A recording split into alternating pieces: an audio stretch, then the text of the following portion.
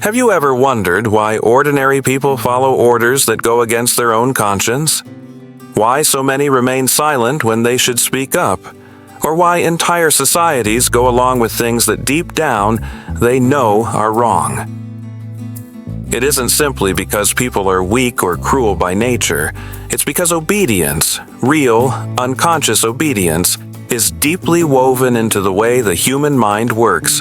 From our earliest years, survival depends on earning approval from authority. Parents, teachers, bosses, all become mirrors that reflect what is acceptable and what is not. Every reward and punishment lays another brick in the architecture of our behavior. Over time, we internalize a simple equation. Obedience equals safety, and defiance equals danger. By adulthood, that equation becomes invisible. It feels instinctive, almost biological. We obey because it feels like the right, familiar thing to do, while disobedience feels uncertain, risky, even wrong. In the early 1960s, psychologist Stanley Milgram conducted a now infamous experiment that revealed just how far this instinct could go. Volunteers were asked to administer electric shocks to another participant each time they answered a question incorrectly. They believed it was a study about learning, but in truth, it was a study about power. The other participant, an actor, faked pain and begged for mercy. Yet 2/3 of the volunteers continued to deliver shocks up to lethal levels, simply because a man in a lab coat told them to continue. The results shocked the world. When authority gives a command, most people will obey, even if it means violating their own moral code. Milgram called this psychological state the agentic mode, a condition in which a person stops acting as an individual moral agent and instead becomes an instrument of someone else's will. Once we enter that mindset, responsibility dissolves. We don't think I am doing this, but rather, I'm just doing what I'm told. And this phenomenon doesn't require a dictator or a military uniform. It exists everywhere. Power exists in corporations, bureaucracies, social hierarchies, even online spaces where influence replaces leadership. The unsettling truth is that obedience doesn't only manifest in extreme situations. It quietly shapes our everyday lives. We follow unwritten rules: what to wear, what to believe, what to fear. Not because we are forced to, but because the social cost of disobedience feels too high. We conform to the rhythm of society as naturally as we breathe, mistaking conformity for peace and structure for stability. Modern obedience rarely demands submission through violence. Instead, it works through comfort. It convinces us that staying in line is easier, safer, and somehow more rational than questioning the path itself. And this tendency grows stronger when life becomes uncertain. The human brain hates chaos. It seeks patterns, structure, and clarity. And authority, in whatever form it takes, offers exactly that. When the world feels unpredictable, we gravitate toward whoever sounds confident. Confidence becomes a substitute for truth. Charismatic leaders, viral influencers, political movements, and even algorithms all exploit this bias. They don't need to force obedience. They just need to sound sure of themselves. And when certainty is scarce, obedience feels like relief. If you've made it this far into the video, it already means you're part of the small percentage of people who actually stop to question why things are the way they are. So take a second right now, hit subscribe, because what we're uncovering in this series goes far beyond politics or psychology. It's about understanding the invisible mechanisms that shape your thoughts, decisions, and identity every single day. Now, let's continue. Human beings are social creatures, wired to seek belonging even more than we seek truth. Neuroscience shows that social rejection activates the same pain centers in the brain as physical injury.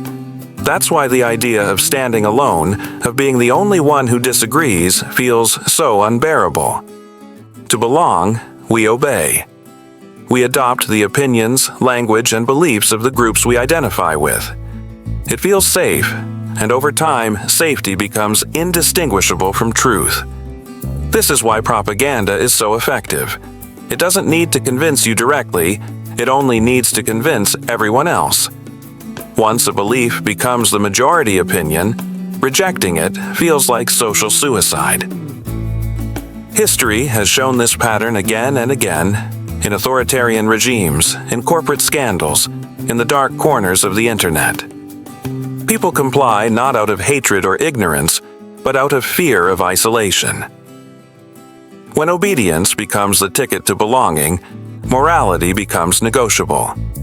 In our time, this mechanism has evolved. Obedience no longer requires an order or a threat. It thrives through attention. The 21st century's most powerful authority isn't a government or a corporation, it's the algorithm. We obey what it rewards: likes, views, and validation. Content creators obey engagement metrics. Consumers obey the dopamine loops built into endless scrolling. Politicians obey the outrage cycles of social media. And all of us, without realizing it, obey the system's unspoken command: stay engaged. Milgram's experiment hasn't ended. It's simply become digital. The authority figure no longer wears a white lab coat. It now exists in your pocket. A glowing screen that whispers what's relevant, what's trending, what's acceptable. And just like in Milgram's study, most of us continue without question. Yet, obedience itself is not inherently wrong. Civilization depends on it. Rules and cooperation are what keep societies from collapsing into chaos.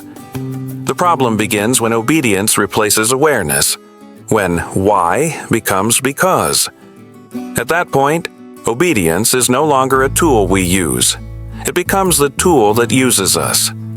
And history shows us that once enough people surrender their judgment, the system can do almost anything and still call it progress. Breaking that pattern doesn't mean rejecting all forms of authority or rebelling for the sake of rebellion. It begins with something quieter: awareness.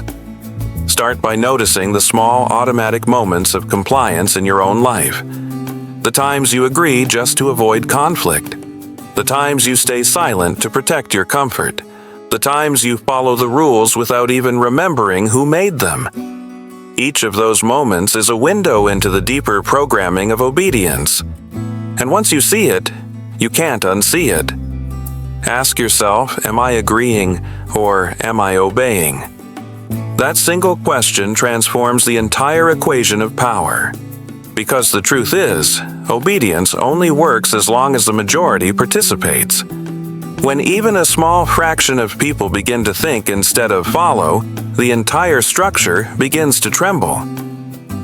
That is why every system of control, political, social, or economic, depends on one fundamental illusion: that disobedience is dangerous.